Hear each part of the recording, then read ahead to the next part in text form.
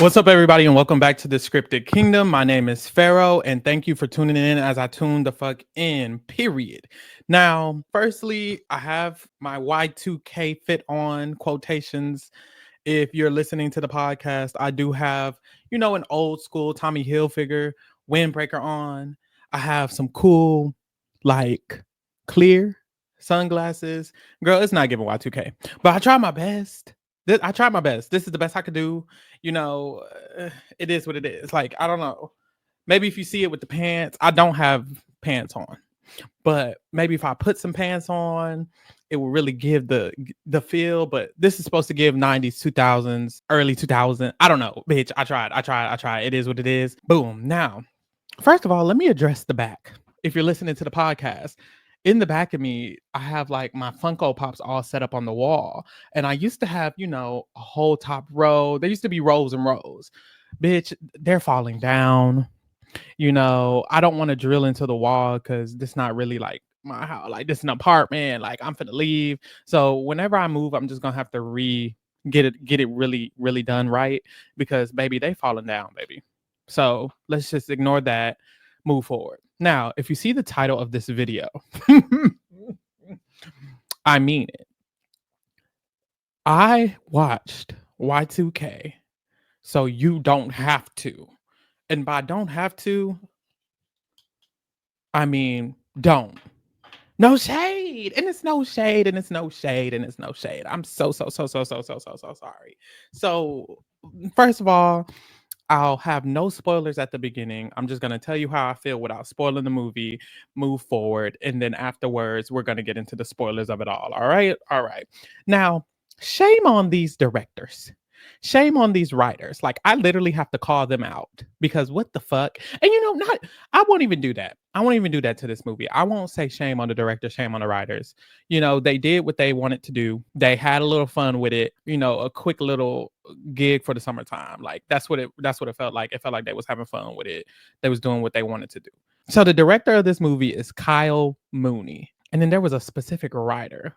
Because who wrote this? Kyle Mooney, the director, and Evan Winter. They both wrote it. Evan Winter and Kyle both wrote it. Now, Kyle Mooney also was in the movie. His character's name was Garrett. Girl, I don't remember a Garrett. No shit. Oh. That was the director? Okay. Understood. So, y'all, no shade. This was something else. So, yes, Y2K is about these teenage kids. They are experiencing the New Year's Eve and then the New Year's of 1999 to 2000.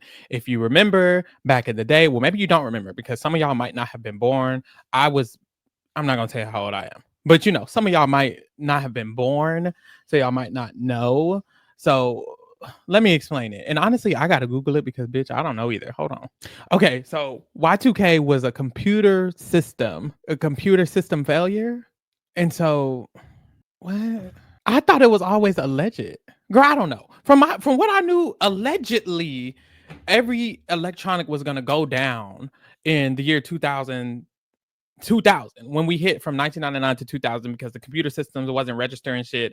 I thought they thought it was the end of the world, and that's what Y2K was. I guess not. I guess it had to do with electronics. I don't know. I wasn't around for that. I wasn't around for all of that, right?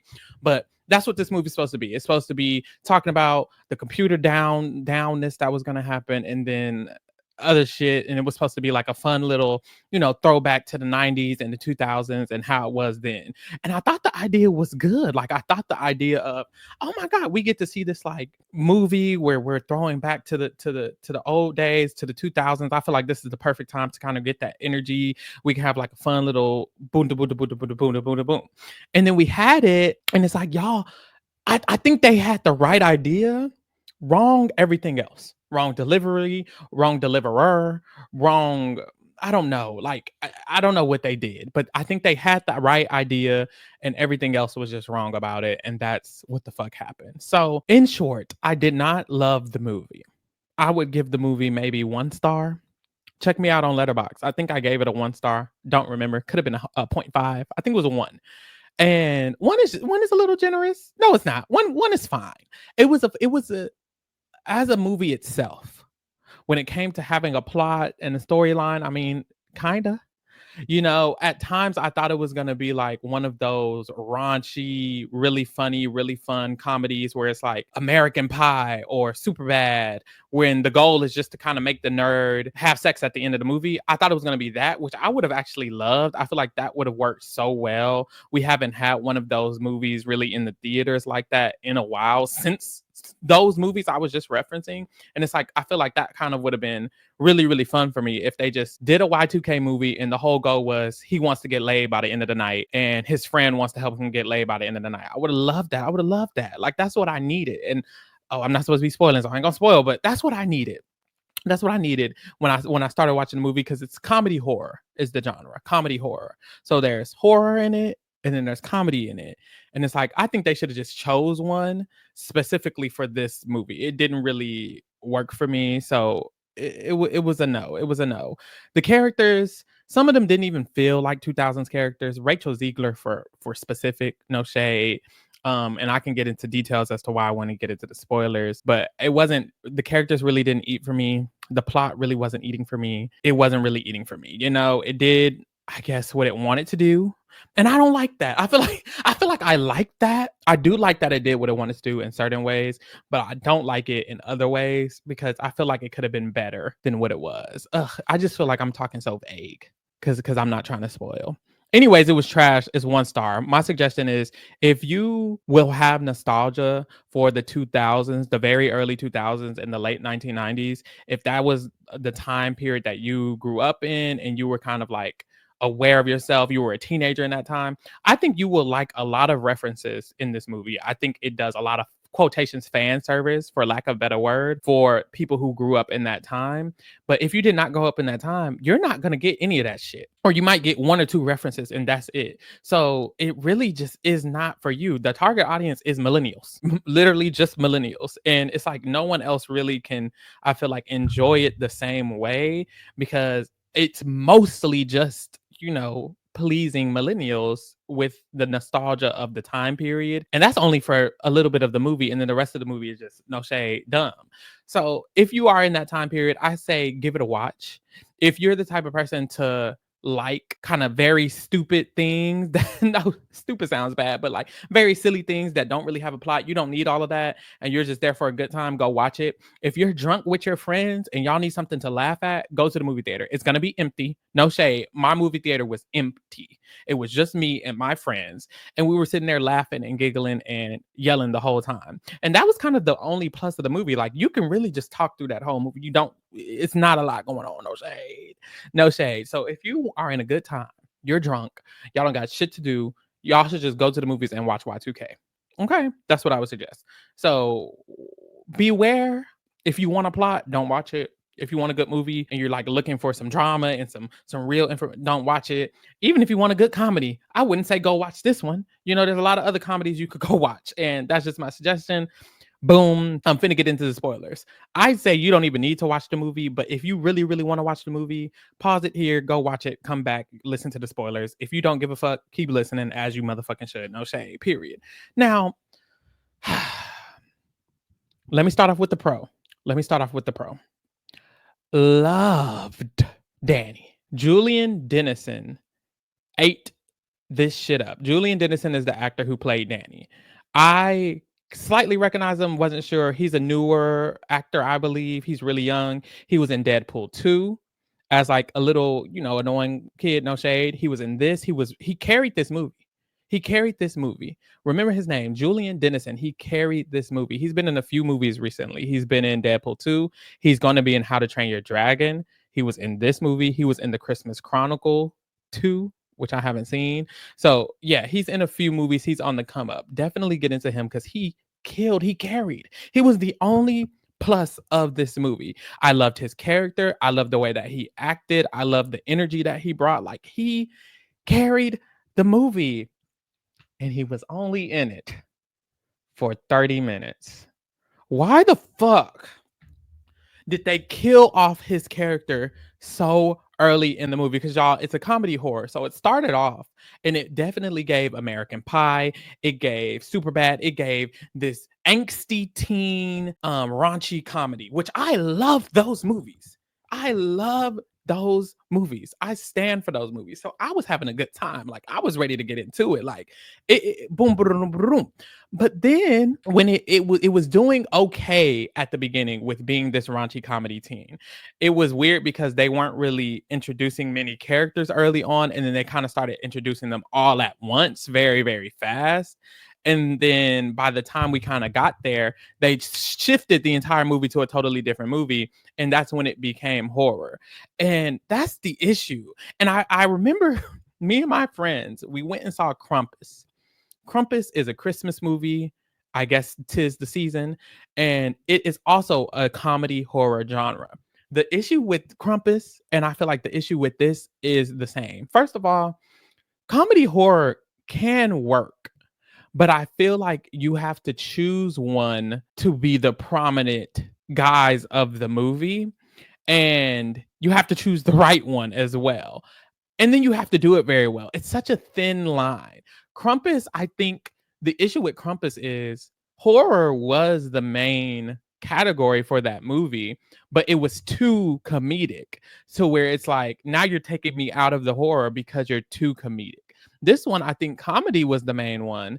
And I don't think it was too horrific that it took me out of it. I just think they shifted the entire story to be more of a horror based vibe than a comedy based vibe, in my opinion. For example, like killing the arguably most comedic character at the time, Danny, kind of deaded the comedy of it all. There was no comedic relief anymore. He was the comedic anchor of the movie.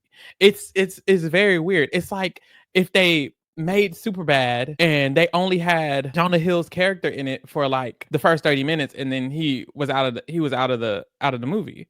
It's like that's stupid as fuck. It's like if they made Step Brothers and then they took out Will Ferrell 30 minutes in the movie, and then it was just the other nigga who I don't know his name. It's like you're taking out the dynamic of the comedy and then you're moving forward. And I get it, those movies were fully comedy, so that would have never worked. But this movie, it was supposed to be mostly comedy from what I saw.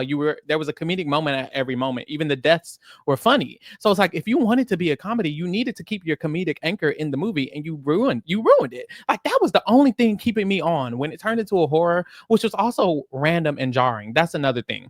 If you're going to mix the two, everyone has to know that you're mixing the two. That's what Scary Movie does very well. Scary Movie, because it's a parody, you know it's quotations horror because it's parodying horror movies, and then it's extremely comedic, so you know it's funny. You're not surprised if you don't know the synopsis. And the issue is watching Y2K. First of all, there wasn't a lot of promotion because A24 broke. And then also within the promotion, they were heavily leaning towards this is a 2000s movie. If you were born in the 2000s and the 99 and the 2000s, then you can get into it. And it's like, that was basically the end of the promotion. So watching it, if you didn't know it was horror, which none of my friends did, I knew it was considered comedy horror, but I didn't know where the horror was going to come in. They randomly just throw it in your face. And because of that, it's not funny. It's kind of just like weird and annoying. And it's like, oh, why are we randomly switching the direction that this movie was going in? It was going in this super bad, angsty teen direction. And then it changed into, okay, you want to be horror comedy, but then it was no longer really comedic when it turned into horror because the comedic relief was gone. It just did not work. It did not work. And I need everybody to be fired. I'm sorry. I need everybody to be fired except that one actor who I forgot his name already. Like, except him. Everybody needs to be fired. Rachel Ziegler needs to be fired. Let's get into her. Rachel Ziegler, terrible choice for this role. I don't understand why they chose her for this role. I know she needed a bag, so it's no shade to her. Get your bag, girl, and then leave. Peace out. But for me, it made no sense for Rachel Ziegler to be in this movie. Like, no sense. And she honestly, I don't think she did bad. Like, this is weird. I don't think she's a bad actor. She's not the best, no shade. Like, she didn't eat this role up. But for me, it's almost like this role was a setup. Like, they set her up, giving her this role. She's supposed to be like this, the nerd's crush, and she's supposed to be the cool girl, and she's supposed to be a high schooler. She doesn't give high school energy. especially not 2000s high school energy. She does not give any of that energy. So I don't even know why they decided to cast her other than the big name. And that's their problem. I think they just went for the big name. She doesn't really fit the role. She doesn't fit the character. And then she wasn't really able to provide anything comedic for me. Like I wasn't gagging. So she's kind of just there. And then the main character and her have no chemistry, even though it's supposed to be like she's the hot girl, he's the nerdy guy, and he loves her and they get together. And they don't have any chemistry. They also got together too fast because it was towards the end of the movie, but it wasn't towards the end of the movie enough. In these little comedy movies, you're supposed to kind of like drag it as far as possible to where it's like finally he did something and he got the girl. It didn't even seem like he did anything. Like she just ended up with him at the end of the movie and it's like, oh, okay. Like he didn't even do anything to earn that. There was like no redemption arc for real. Like nothing was what had substance. It's like they had all the tools because they knew it needed to be a redemption arc. They had this condom joke from the beginning of the movie to the end of the movie. It fell flat because the nigga who had the condom joke, who made the condom joke, wasn't even in the movie no more because he died. It was not eating at any turn. It's very unfortunate. And then I just found out that Kyle Mooney, the director, whose character he was, why was he in the movie? Like, it makes so much sense that was the director because it was so random. They kept introducing characters randomly throughout the movie. And it's like, I think he thought because it's a random comedy that he's allowed to just do whatever he wants and it will work, but it doesn't work. You can't introduce 15 different characters. At the beginning of the movie, we had Rachel Ziegler. We had the main character. His name is Eli. He's played by Jaden Martell. Who is Jaden Martell? He looked familiar. Jaden Martell, the nigga from It. So the main character from It, Jaden Martell. We had Rachel Ziegler, and then we had Julian Dennison.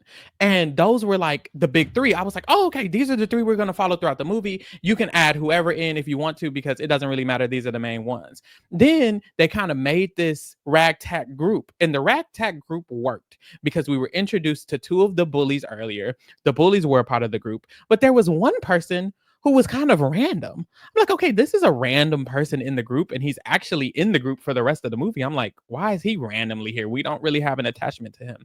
But I kind of excused it. Then they killed Julian Dennison, and it's like, wait, why are you killing him before the random person? You're killing him before the other two people. It's like they forgot horror movie rules. If you're going to make a trio the main characters of the movie, you don't kill them off at the beginning unless you're the best writer in the world. And no shade, you're not. So they killed off Julian Dennison. I was immediately disinterested. And then we're stuck with a group of people who we don't know a lot about, but we're kind of willing to get to know them. The next best character was the main bully. He dies 2 minutes after Julian Dennison. So we're stuck with his secondary bully. Why is she here? I don't know. Rachel Ziegler, boring, and Jaden Martell without his apple scrapple. I'm like, they have nothing. They don't have, and then a random. It's a random understudy bully, the main character, and Rachel Ziegler. What the fuck? So we're sitting there with a bunch of unchemistry ass people. They have nothing to go off of. They don't even like relate to each other. The secondary bully wasn't even the main person bullying him, so it's like it's not even endearing the way it would have if it was the bully. I don't know. It's just it made no sense. So we move forward. They end up meeting Kyle Mooney, the director, later on. Well, they met him at first. He was a friend at first, so at least we got introduced to him. They met back up with him, but it didn't really matter because Julian wasn't there. And his main relationship was with Julian's character, Dan. So it's like, your main relationship died. So now we're just seeing you. Now it feels random that you're here. Mason Gooding pops out of nowhere. I'm like, what the fuck? Why is Mason Gooding here? And it is, it's crazy because I haven't even gotten to the fact that the plot is that the machines are like wackily killing them. And I haven't got into it because I don't hate that part. I don't hate that. What occurred was all of the electronics started basically coming to life, and there'll be like a hot blow dryer. This blow dryer will be like, ah, and this is how I would die. Y'all not, if you can't see it, I'm literally just like holding the blow dryer and it's coming towards me. That was literally what was happening. The characters were holding electronics. They would like hold a blender up to their crotch and it would be, it's killing me. They would like hold a toaster and then it would pop up out of them and it would kill them. It would be like a machine that threw CDs and then the CD would slice somebody open. It was very silly. I don't hate that it was so silly and kind of ridiculous because that was the tone of movie choice they were going for. It just didn't work because it came out of nowhere. We're seeing this coming of age story with these two people in the 2000s. They go to a party. He's like, you got to get laid by the end of the night. Go to this party. I'm going to get you laid. Here's this condom. Oh my God, don't be a pussy. Get with Rachel Ziegler. And then we see Rachel Ziegler and he like has his moment of being in love with her. And it's like, oh my God, yes, this is fun. This is like one of those old school 2000 movies. And then randomly, boom, somebody dies. And it's like, oh, okay. Somebody just randomly died 30 minutes into the movie. And then boom, the main character dies or the second main character dies. It's like, okay, like you're losing me. And so it's not even what they did, it's just how they did it. From the beginning, we should have knew that it was going to be some horror type of shit. We should have gotten a teaser of the electronics about to come to life at the very beginning of the movie, so that way we would have knew this whole time that there was some ominous looming situation that was going to happen. I think they were going for the shock factor, but it doesn't work because the rest of the movie wasn't working. And then we're kind of taken on this journey towards coming of age teenage comedy, and then you shift it to never mind, everything about that is going out the window, and now it's like a horror scary movie comedy, but it doesn't even work because it's no longer funny. Oh my God, I could just drag it for days, y'all. It just was not good. There were so many different things about it that was not good, but I think I covered most of the main shit. The story itself, I mean, once you get the story started, which is that Rachel Ziegler is this wizard coder girl, which was also stupid and random, and the electronics are coming to life because of Y2K, and they have to stop them. Boom, very simple. They end up achieving that goal. Congratulations. But the journey to get there is stupid. And then us finding out the true plot, it took too long. And then it was too jarring from the beginning of the movie. So all of those are negatives. Didn't like none of that. Honestly, 1 star is very generous. But the reason I gave it 1 star is because it's fun and still generous. I'd like to say I'm still being generous. But because I feel like they just went into it and was like, fuck it, we're going to do what the fuck we want to do. Or I'm assuming that's what they did. I'm assuming that's what they did. Considering the director is a main character of the movie, that's definitely what happened. He was like, shit, I'm finna just have fun and just do whatever. He had fun. He just did whatever. Shame on A24 for approving it. You know, not shame on the director. Director did what the fuck he wanted to do. He did it and then he released it. And that's just that on that. So there's that. That's what happened. It was very underwhelming, very mid. I'm not gagging. And there was just a lot wrong with the movie. I don't know how it got approved. I don't know what A24 approval, rating is. I don't even get why they promoted this movie. They didn't promote it heavily because a lot of people didn't know about it, but I saw it. And it's like, why did you even promote it? There was a photo of Rachel Ziegler in her little 2000s get up. All of the main characters had their little 2000s get up. I knew too much about this movie. They shouldn't have put no money into this because what the fuck? First of all, it should have been scrapped. It should have been, no, we're not doing this. Put this up. When you read the script, you should have been like, throw this away. I don't know who's on whose team. I don't know who I don't know if he's A24's chief of staff or what, but it just didn't make any sense. It was a no for me all around. One of the pros, alongside, I guess, they just had a fun time, which is like, it's not really a pro, but it's like, the movie shouldn't be taken seriously because it's not a serious movie. This is a joke. Like, this is a whole joke movie. Everything about it is a joke. And I think because of that, I can give it some leeway versus a movie that's supposed to be serious, like No Shade, Joker 2, and it's still really bad and has no substance and no plot.